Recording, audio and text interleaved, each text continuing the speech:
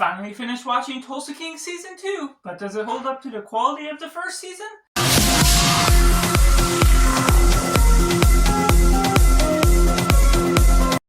Welcome Cinema, where we focus on a film. I'm Josh, this is Simply Cinema. Let me know down in the comments what you think of Tulsa King Season 2. Was it good, was it bad, or somewhere right in the middle? Or if you're just trying to catch up with Tulsa King as we're going along. This is spoiler-free review, so it's just my general thoughts on what I think throughout the whole season as a whole, and getting right into the synopsis. As Dwight Freddy has to dig himself out of the consequences of the law, there's new foes that are coming to Bentontown, trying to take Tulsa away from him, that ultimately go about with this conquest in order to gain more land in Tulsa. Taking it into positive, overall, Tulsa King Season 2 delivers once again with something that really hones in on the craft that's building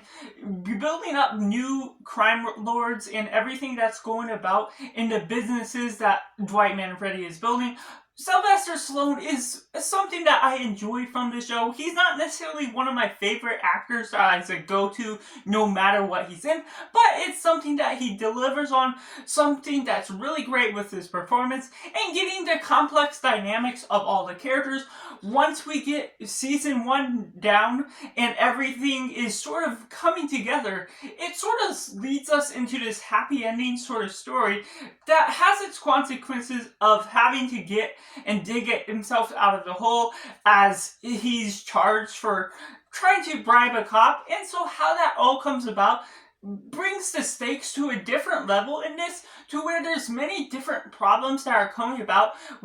throughout the story. And now there's an extra episode, making it 10 episodes through the series, which makes it still intriguing to the nature of what we're building on. You get a little bit of Stacy Beale at the beginning with how he's trying to resolve that,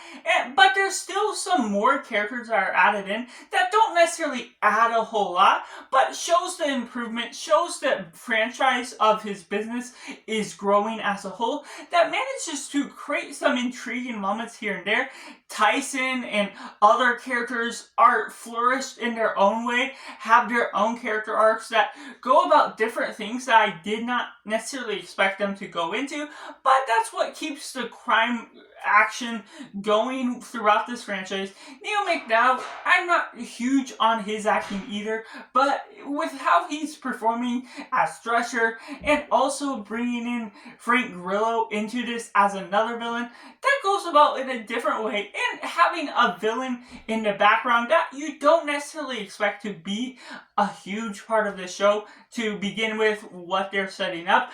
delivers on something that sort of keeps you guessing on what all things are going to happen, and still manages to deliver on some of the twists that manages to heighten up the experience of what you're watching and build upon the law and everything that's going about. Now, I'm not particularly familiar with this culture, and so this, well, maybe there's things that aren't totally realistic to what's going on in real life, still manages to engage my attention for the most part here and there, and especially delivering in the second half of the season with a constant build-up of what's going about, surprise endings that heighten the experience, and going about different character arcs that you don't fully expect, particularly with Tyson, particularly with Armin, and how that goes about with particular choices that goes about in different circumstances, delivering on certain character dynamics that even with Tina, now that she's sort of confronted with her father and trying to build up her relationship again with her grandsons as well, and all these new sort of relationships that are forming about. Stacy Beale sort of gone, and so now we got Margaret sort of as a girlfriend to Dwight, and how that goes about along the way creates different sets of intrigue that constantly keeps the story flowing in an interesting fashion by the end of the day. Which takes me into the mixed elements, to which I have to say there's some half measures taken with what is going on with the plot. Certain things that go about the way that feel maybe a little contrived, consequences that don't fully come full circle, certain characters that almost seem like they're going to die but don't necessarily deliver on what I'm expecting out of it. I don't fully have any expectations going into what each moment is going to play out as, but when they deliver on a big finale of certain moments,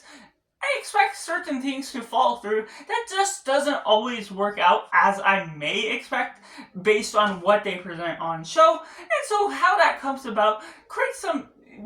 different dynamics with the characters, where there's also Stacy Beal that I talked about. I liked her with Dwight Manfredi a little bit more than what we get with Margaret and Dwight. Their chemistry together just doesn't click quite as well for me personally compared to what we got in season 1 with Stacy Beal, the cop, as well as Dwight, and how that all comes about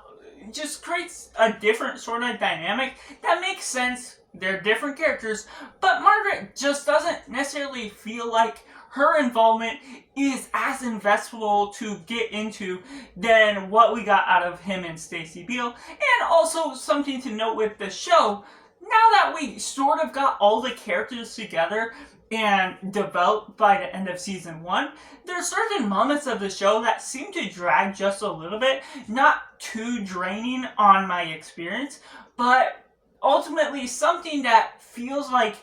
they're not necessarily going through too many heavy hurdles, or some things we've seen before that are replayed within here. And while we do get a lot of new character development within this, that's where some of it can take a back burner to where there's all these different characters that, yes, we get an extra episode that adds to the padded runtime, but that also can drag on the way we're developing these characters to take upon multiple different side characters, give them a little bit more of a role, but that can also create something that I'm not necessarily as invested into every character they're trying to develop more. I get what they're trying to do.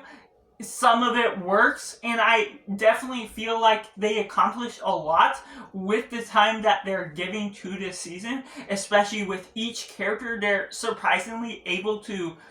give something to each character and not have them be flat side characters. There's something that still takes a little bit away from the main focus characters, just a little bit, or just in a way where you may build upon characters that you don't care about all the time, that can trip up some of the events along the way. And there's some moments here and there where I just sort of question certain moments, what they're developing with the script, what the messaging is with the story. So ultimately, there's things that are hit or miss with this, including the villains that we're getting 3 main villains technically with the way they're building upon them. And so just with the culmination of all the new characters, all the things that are going about the way, can just be a little bit of a drawback to the show as a whole, even if it doesn't really ruin the events of the full experience. Taking it right into negatives, I gotta be honest, I wasn't a huge fan of the first half, or at least the first few episodes to this season. There's a lot of dynamics where they're trying to set up a lot of new characters and build upon the development of what we got in season 1, while also trying to resolve the ending that really ended season 1 on a big cliffhanger. And it takes place about 3 episodes to resolve his conflict with the law. That's all going about. That I won't spoil how they do any sort of resolvement with that in order to continue on with this season, but ultimately it feels a little bit like a distraction to this show that, yes, you ended with a big cliffhanger that is great for what the surprise is, but sadly, it can take away from the beginning of what we're doing in this show, especially as he's already acquainted with all the new characters that are involved with the first part of season 1, and then going about this way, creating all these new characters along the way. But ultimately, it can feel like a distraction trying to get this season up and running, and convenient in the way that they resolve certain issues to that along the way. And certain moments just here and there throughout the show, things what they do with Chicky in the New York area in that crime scene, it's interesting what they do with that sort of resolvement based on how Chicky had this big problematic conflict in season 1. If you've seen it, you know what it is, and how he killed his dad. So how that ultimately comes about within this new season sort of gets mentioned here and there, builds itself up to be something big because it is big, but sort of ends itself on a nature that just feels disappointing for what they're trying to do, and that just brings about certain issues with certain characters and the messaging of the story as a whole, particularly with Tyson's character and Armin. What they do with that can bring up some big mistakes that could bring big consequences, and I get what they're trying to do, but there's some things that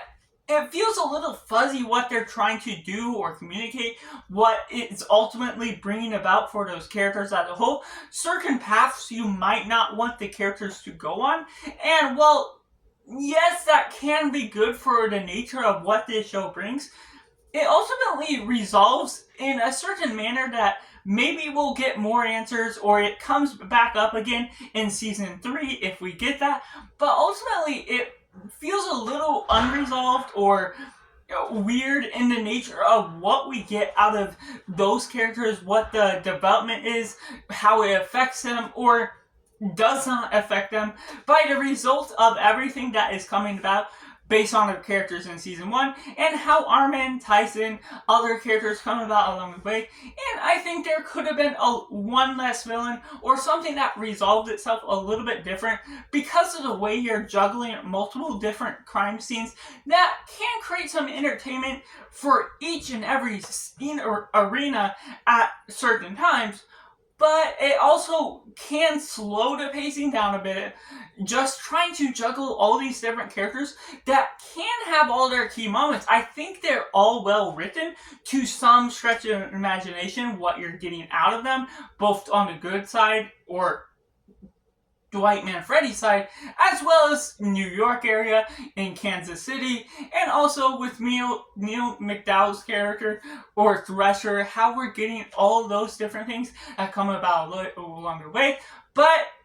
that's not to say it still can become burdensome with just how you're managing to handle each and every part of all these characters that are coming about along this storyline. And so that's just my personal review for Tulsa King Season 2, which I have to rate as simply 6.5 out of 10. Let me know down in the comments below what you thought of Tulsa King Season 2. Do you like it? Do you not like it? Or is it somewhere right in the middle? Is it better than Season 1? Or are you just sort of mixed on what your respective motion of the show is as a whole? Make sure to like this video if you enjoy it. Subscribe if you haven't already to join in the film culture community where we talk about a lot of cinema as a whole. So that's just all, and make sure to do yourself a favor and go watch a movie.